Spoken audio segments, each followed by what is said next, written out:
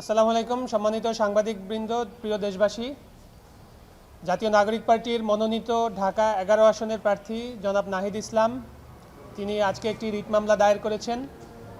একই আসনের বাংলাদেশ জাতীয়তাবাদী দল বিএনপি মনোনীত প্রার্থী জনাব এম এ কাইয়ুম তিনি তার হলফনামায় তিনি ভানুয়াতু নামে একটি দেশের নাগরিক সেই তথ্যটি তিনি গোপন করেছেন, যেটা পরে ডিসক্লোজ হয়েছে এবং সেই তথ্যগুলো আপনারা দেখেছেন ইতিমধ্যে সোশ্যাল মিডিয়ায় এবং অন্যান্য মিডিয়ায় আলোচিত হয়েছে। তার পাসপোর্ট দেখা গেছে।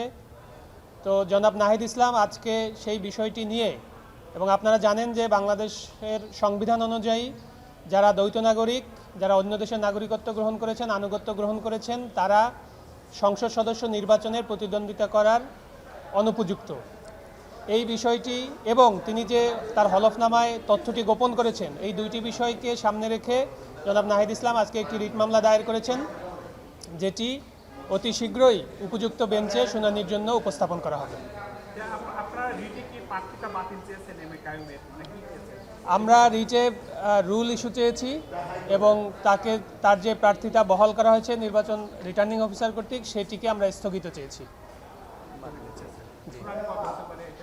এইটা আমরা আশা করছি যে আগামীকালকেই হয়তো শুনানি হবে।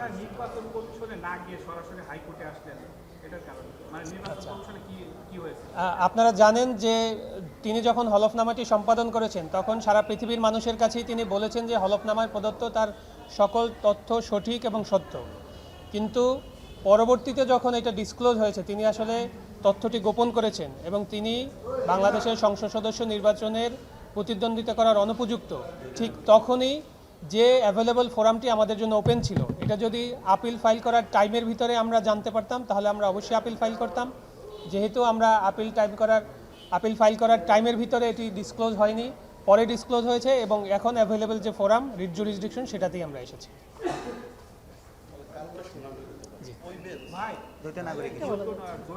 দ্বৈত নাগরিকত্ব এবং তথ্য গোপন,